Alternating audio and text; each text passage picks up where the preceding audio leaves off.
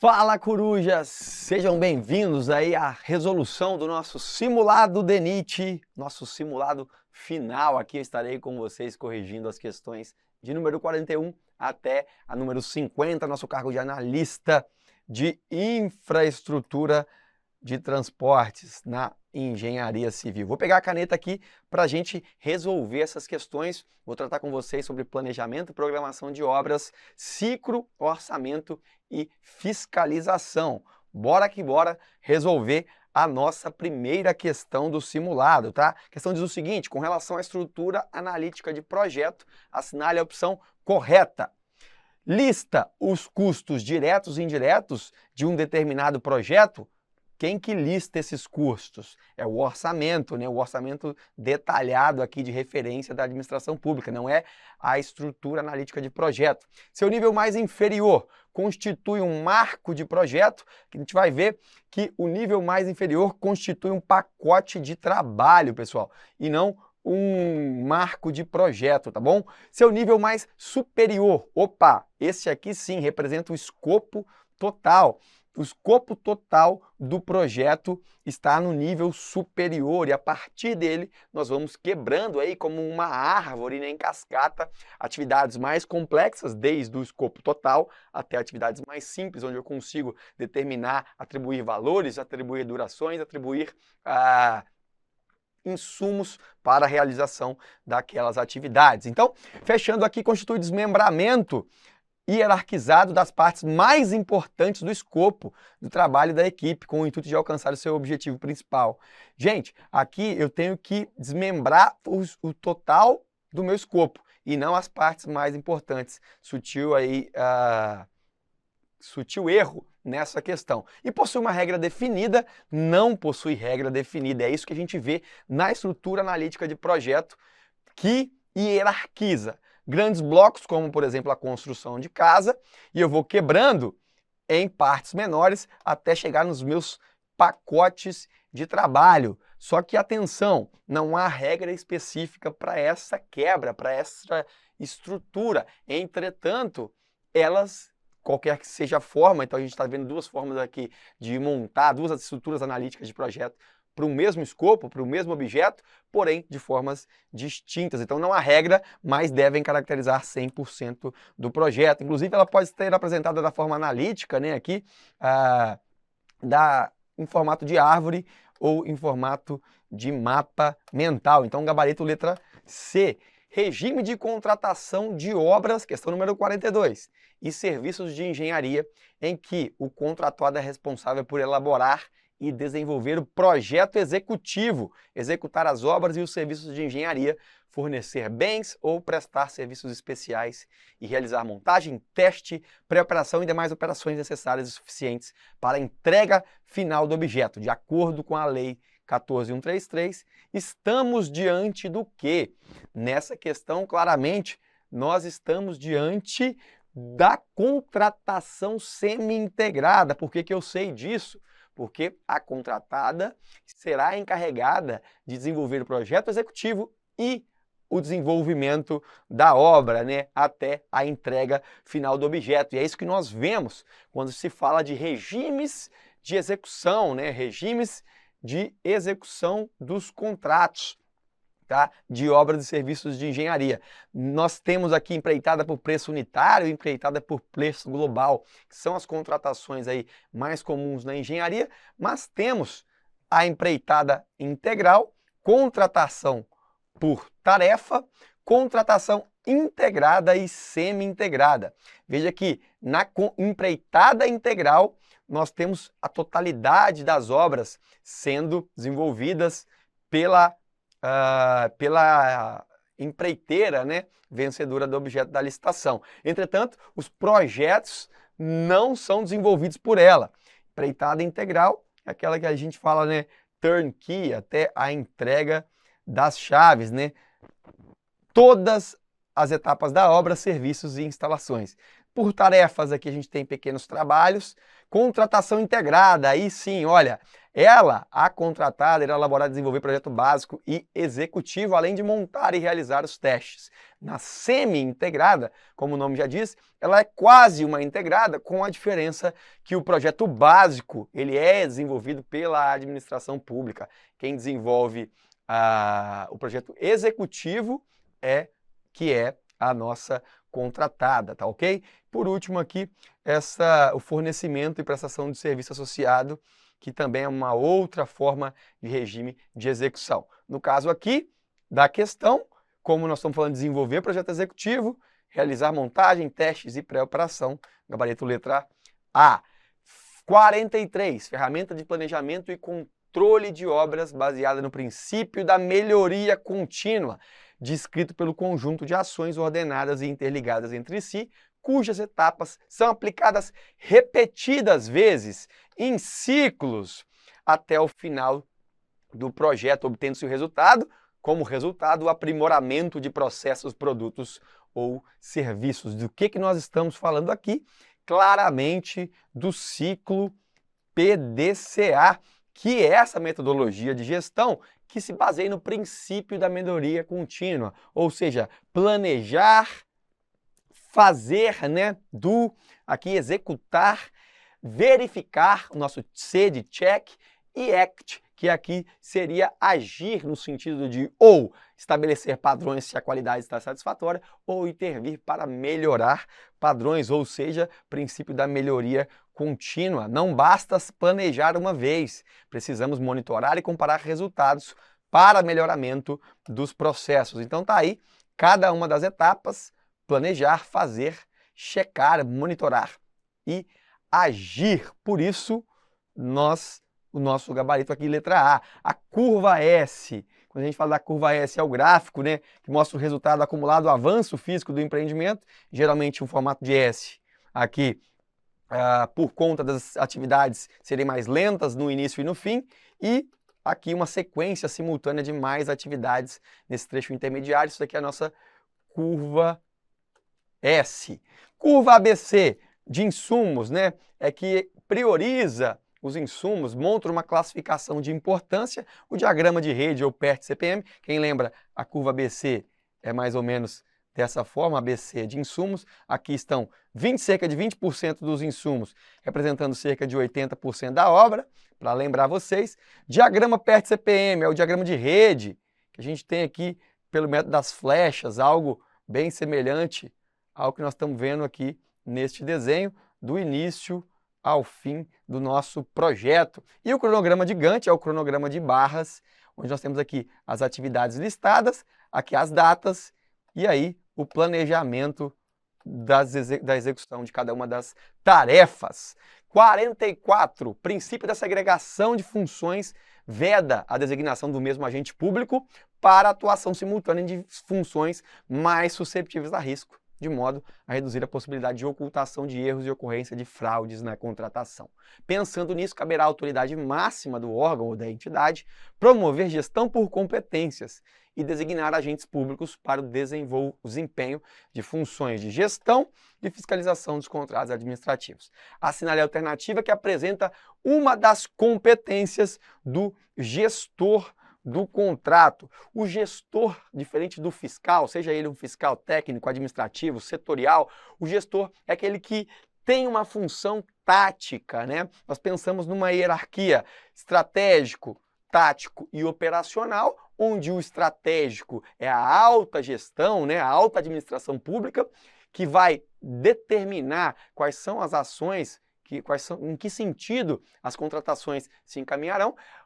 A nível tático, nós temos o gestor do contrato, que faz garante o bom andamento do contrato como um todo, e abaixo, no nível operacional, nós estamos com a nossa fiscalização, que é quem de fato acompanha a execução do contrato, a execução do objeto, para certificar de que o que está sendo desenvolvido está de acordo com o que foi elaborado, com o que foi previsto no edital de licitação, nos projetos básicos ou termo de referência e, consequentemente, no contrato. contrato firmado. E a gente vê aqui que a gestão do contrato, ela coordena as atividades, né, relacionadas à fiscalização técnica. Então o gestor está aqui, enquanto os fiscais estão abaixo disso. E ele que coordena, além da fiscalização, os atos preparatórios, a instrução processual e encaminhamento de documentos pertinentes ao setor de contratos para o quê? Formalização dos procedimentos. Então quem faz os procedimentos de prorrogação, de alteração de contrato, de reequilíbrio, de pagamento, quem libera o pagamento, a medição é o fiscal, mas quem encaminha ao setor responsável é o gestor.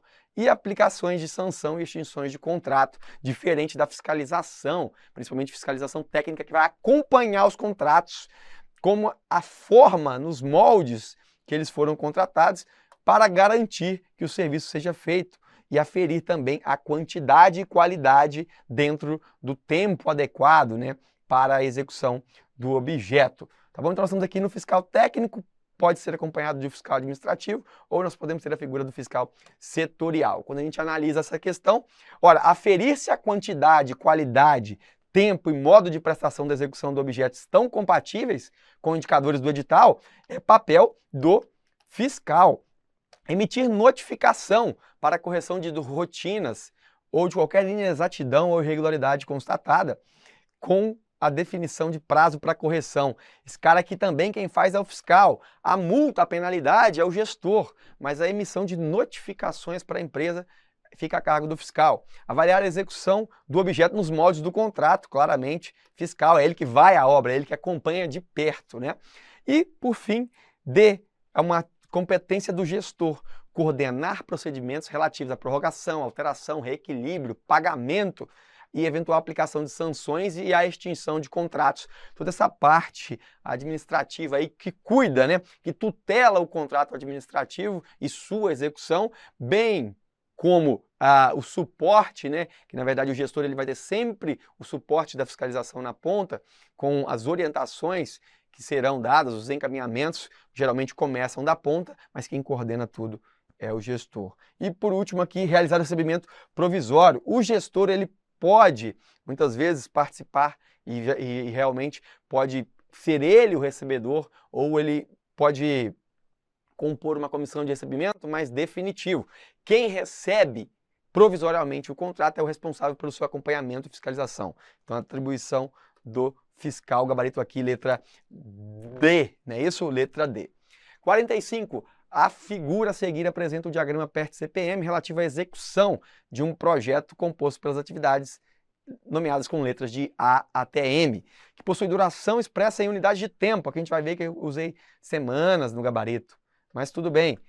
O tempo previsto para a execução deste projeto gente, o tempo previsto, primeiro eu tenho que identificar o caminho crítico, que é o maior caminho entre o início e o fim do nosso projeto. O caminho crítico vai determinar o tempo de projeto. Afinal de contas, para que se um empreendimento seja finalizado na sua totalidade, todos os serviços, inclusive os mais demorados, devem ser concluídos. Portanto, não é o caminho mais curto entre o início e o fim. Quem determina o prazo do projeto é o caminho mais longo. E aí a gente vê, então, as atividades aqui e os seus eventos, que são simplesmente marcos temporais aqui, né? Marcos do desenvolvimento do diagrama de rede. O maior caminho está ilustrado em vermelho, numa totalidade de 14 unidades de tempo, que eu coloquei semanas, portanto, o gabarito seria letra E, 14 unidades de tempo.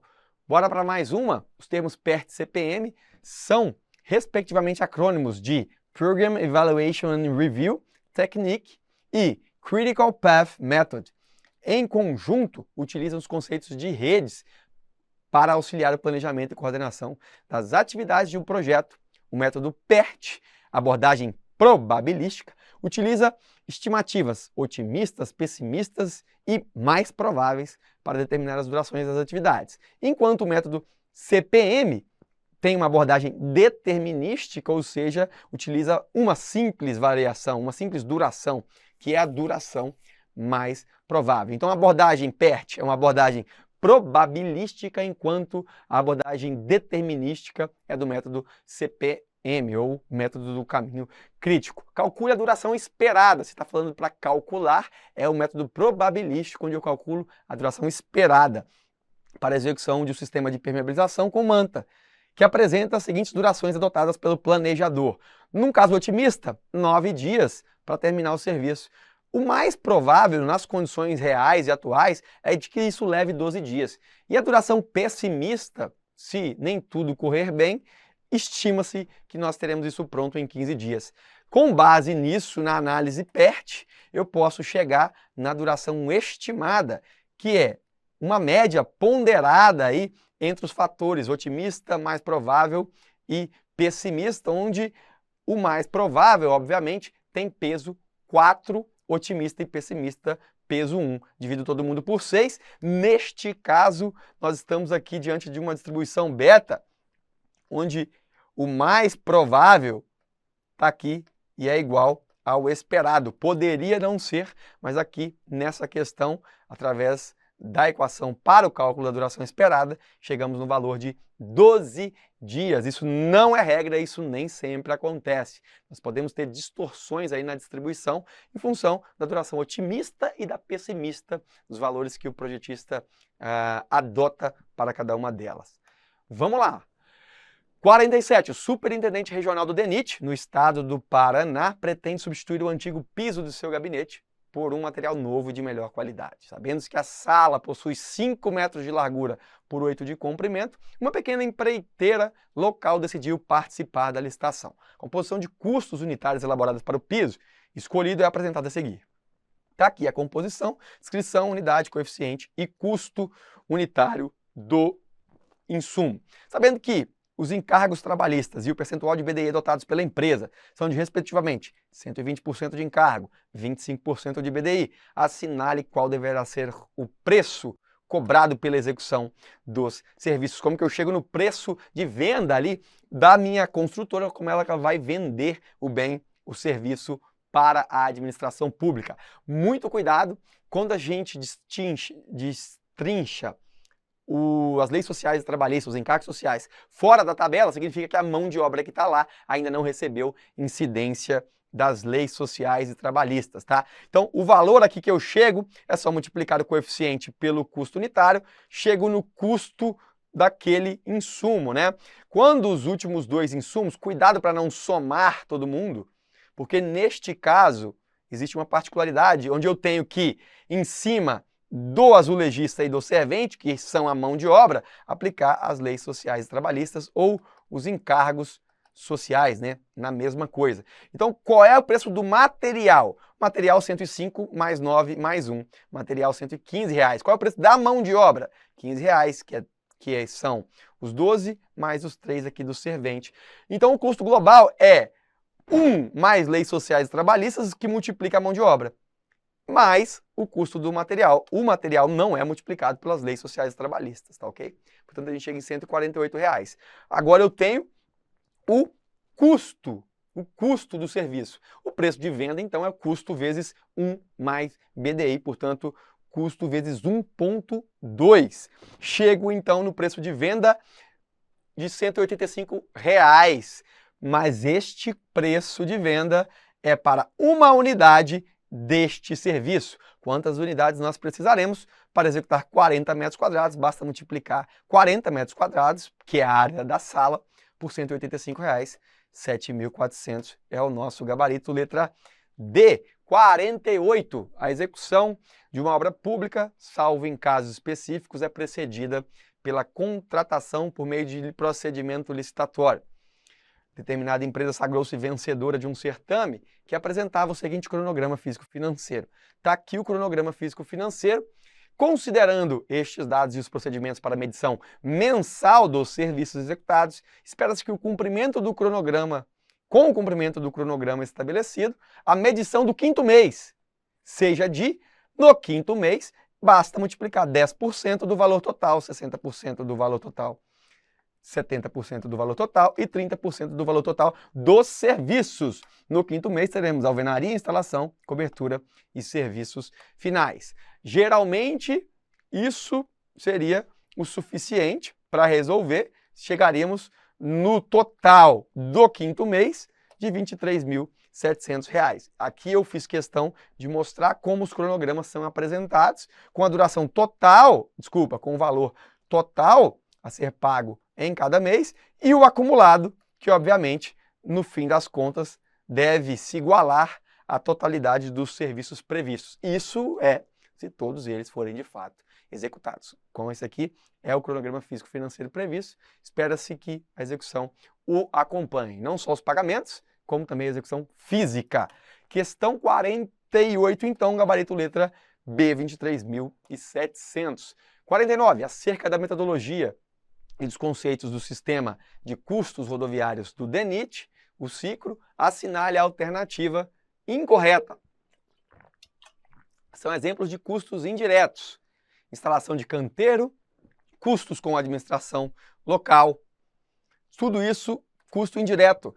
Gente, cuidado. Quando se fala de DENIT e SINAP, nós temos a distinção clara entre custo direto e custo indireto. Custo indireto, canteiro, mobilização e desmobilização de pessoal, de equipamentos, manutenção do canteiro, toda a parte de administração local, tudo isso custo indireto. Então tá aqui, canteiro e administração local, custo indireto correto. Durante a hora improdutiva, o equipamento se encontra parado com o motor desligado em situação de espera.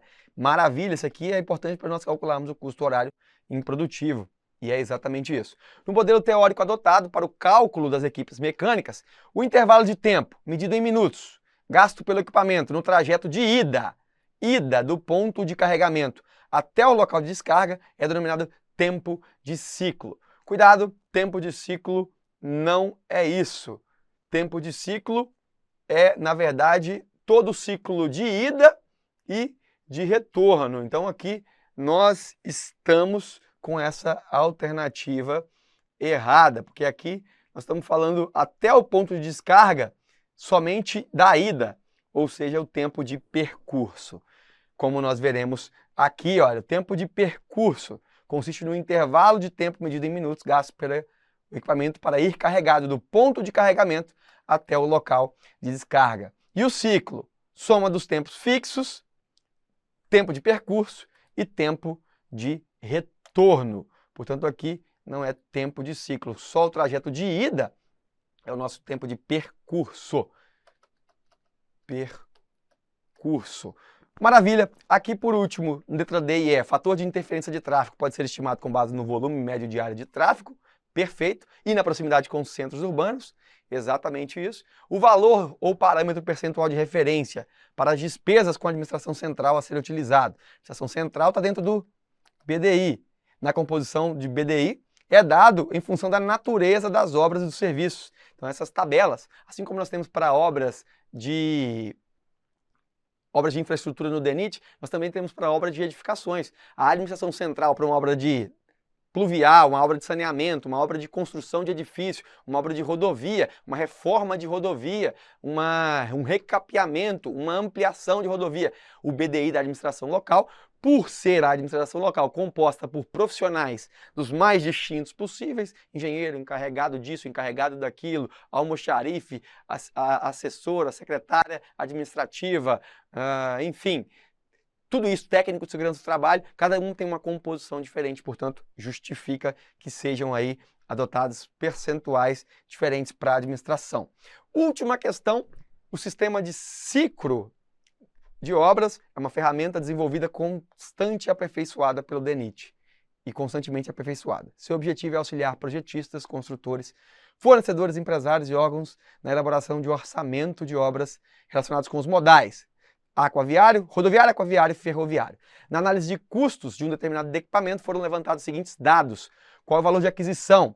R$500 mil. Valor residual, 100 mil. Horas por ano trabalhada, 800 horas por ano. Vida útil, 5 anos. Sabendo que ainda este equipamento foram calculadas as parcelas de custo horário de oportunidade, custo de oportunidade por hora, R$10. Custo de manutenção por hora, R$50. Custo de seguro e impostos por hora, R$10, custo de operação, R$60 e mão de obra de operação, R$30 por hora. Pode-se concluir que o custo horário improdutivo será de, muito cuidado, custo horário produtivo, a gente pega todos os custos de propriedade, manutenção e operação.